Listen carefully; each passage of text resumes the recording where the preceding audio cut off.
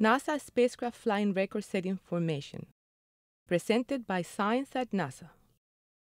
Summertime air shows are fun to watch, especially when aircraft fly in tight formation. The sight of airplanes soaring overhead practically wingtip to wingtip is thrilling to behold. 4 of NASA's spacecraft recently performed an equally thrilling maneuver.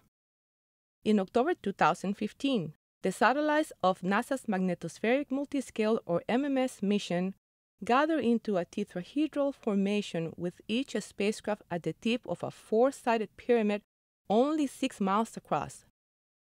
Moving together as one, they raced around Earth at 15,000 miles per hour. Conrad Schiff, MMS orbital dynamicist at NASA's Goddard Space Flight Center in Greenville, Maryland, says, "No other multi-spacecraft formation has flown this close." The purpose of the maneuver was to study the inner workings of magnetic reconnection, sometimes called the universe's favorite way of making things explode. Magnetic reconnection can happen anywhere magnetic fields permeate space. Magnetic lines of force cross, cancel, reconnect, and in a sudden explosion, magnetic energy is unleashed in the form of heat and charged particles, racing away in all directions. This process is linked to a wide range of explosions from flares on the Sun to massive eruptions in the course of active galaxies. It also happens in Earth's magnetic field. Not far above our own planet, small-scale magnetic reconnection sparks geomagnetic storms, disturbances of Earth's magnetosphere that, among other effects, can trigger aurora.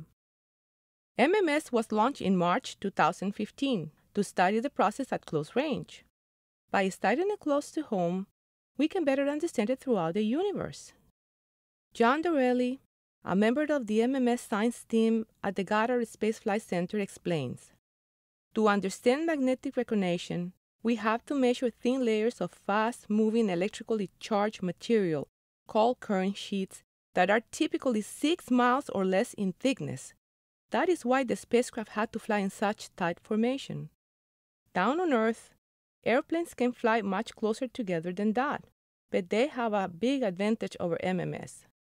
Schiff says, "First, aircraft flying in formation above Earth enjoy the control afforded by the atmosphere, that is, lift and drag.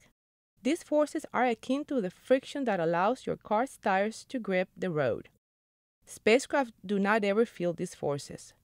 A highway analogy will be driving on ice.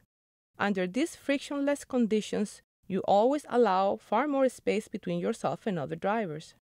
Second," says Schiff, "the pilot in an aircraft is always able to see the other planes, visually and via instrumentation.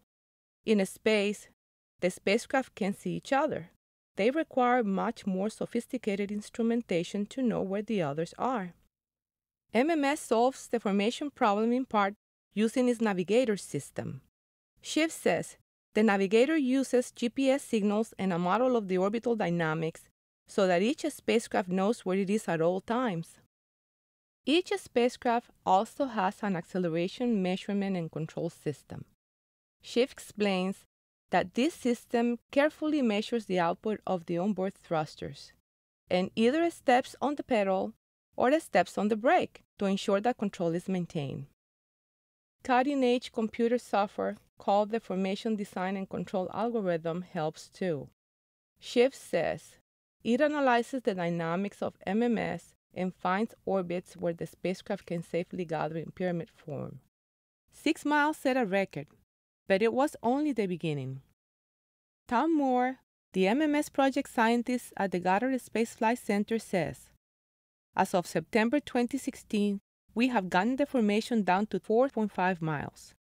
A tighter formation will give us the key data from what's called the electron dissipation region of the reconnection zone."